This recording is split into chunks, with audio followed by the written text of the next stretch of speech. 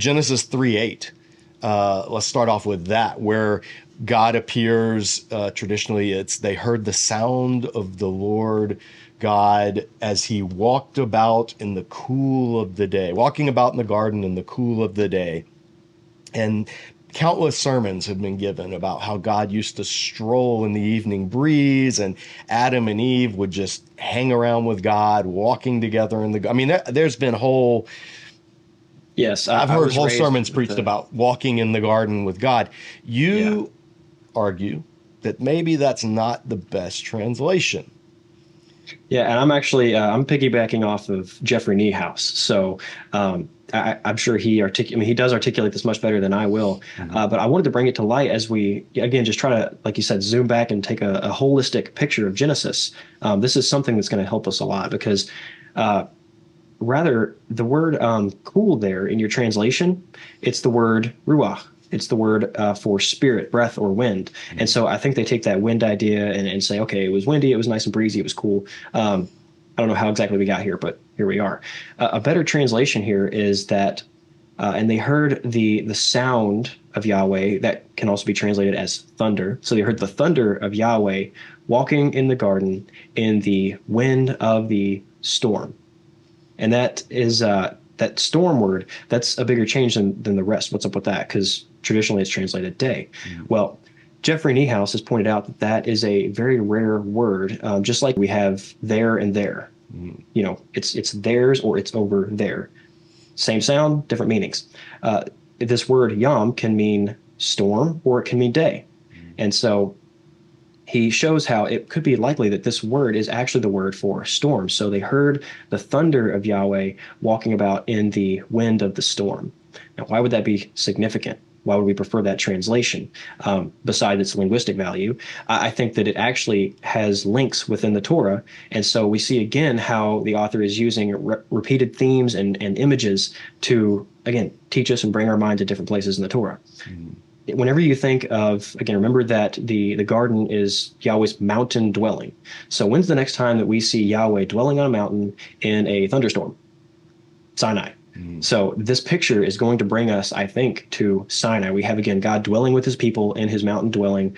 And so this is going to bring us to Israel's covenant with Yahweh. That will help us to read more properly Adam and Eve's relationship to Yahweh as we read it in light of the Sinai narrative, where Israel is making a covenant and entering a relationship as Yahweh's priest kings at Sinai. And so I think that connection is very important. And ironically, both of them sin and then fear Yahweh's presence on the mountain.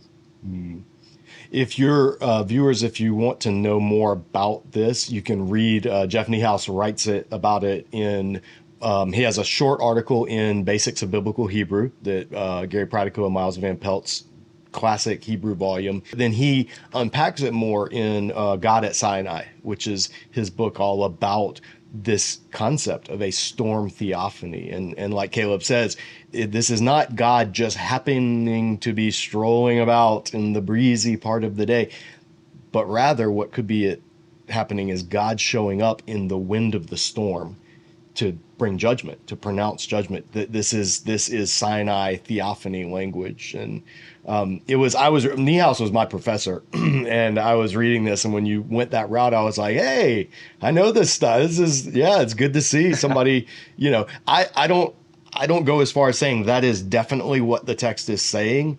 I think you could make an argument for the traditional reading, but I personally think it's a more compelling and I think it's a more plausible reading is God showing up in the Ruach Hayom, the wind of the day, the storm.